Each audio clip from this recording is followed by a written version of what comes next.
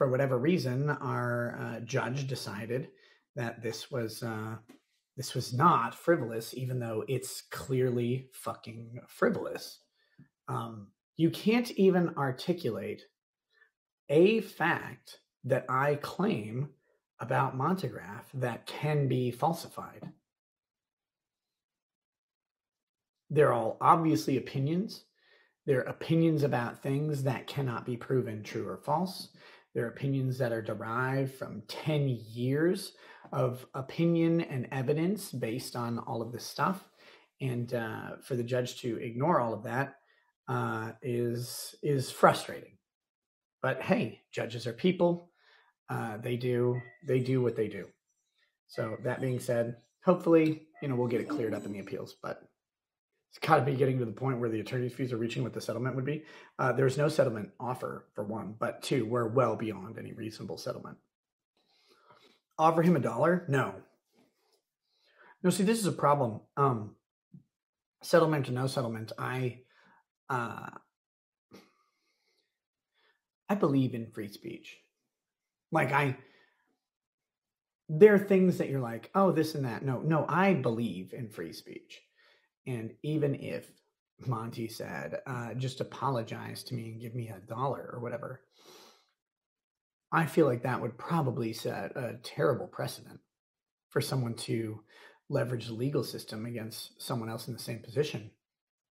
How can I countenance the fact that what I said was not defamation in multiple ways?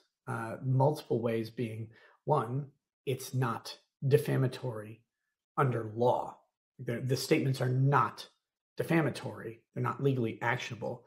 And two, I have no reason to doubt the truth of anything I've said. The shit that's claimed that I said was false. It's like there's video of all this. There's testimony of all this. There's Montagraph losing lawsuits, suing people for the falsity of all this. There's Montagraph admitting to the shit.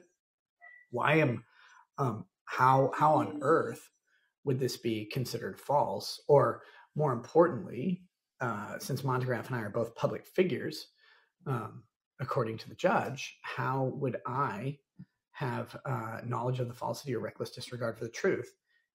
I've consistently maintained that everything I've said is true the entire time, and I've never been shown anything to find falsity in anything I've said. And it's weird because I don't know if you guys remember, but the other day, several weeks ago, Kurt asked me if I would retract any statements or change my mind. I was like, no. Why would I do that? Like, why would I retract the things I said? There's a history of them, and I believe them. I have no reason to disbelieve them. So it's very fucking odd. You're like, well, why don't you just apologize and retract it? It's like, well, I think if I apologize and retract, that would show some level of doubt. But I don't say shit I don't believe. So why would I do that? And yeah, it's a massive personal expense to me, of course. But hey, that's the fucking game, man. That's the game. I don't like it, but it's there.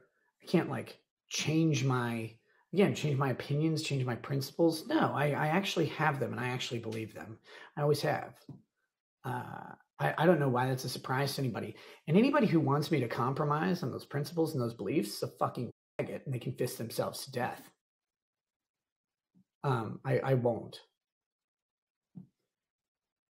And the same people, by the way, because this is how the internet works.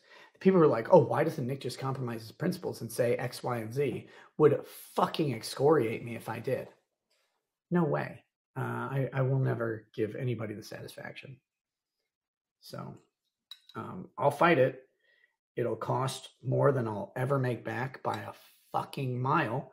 And, no one will thank me for it. But this fag will have the stupid judgment lingering over his head forever.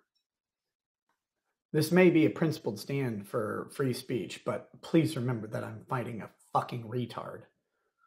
Like, it's like if you're against theft and Down syndrome people come in to a store and you start hitting them with a baseball bat because you think they're going to steal apple fritters or whatever. It's like, well, I mean, you may be standing up against theft, but also they're retarded.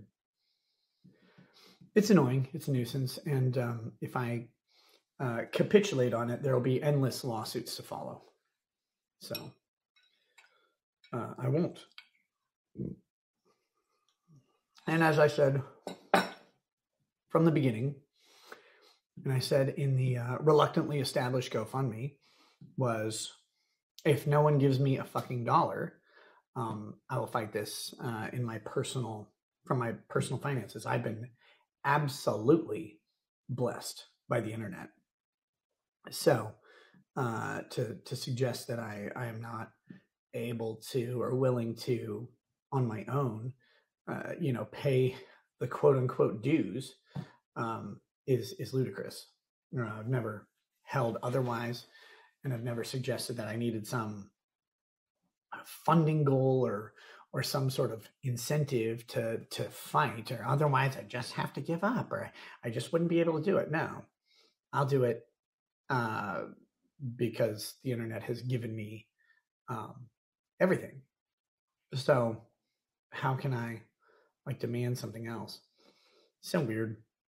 I established the GoFundMe because people asked me to. They said, we want to help out. And I said, cool. If you don't give me anything, that'll be great. I'll fight this fight all the way. And people have taken that into some weird thing, but it's the internet, man. People are retarded.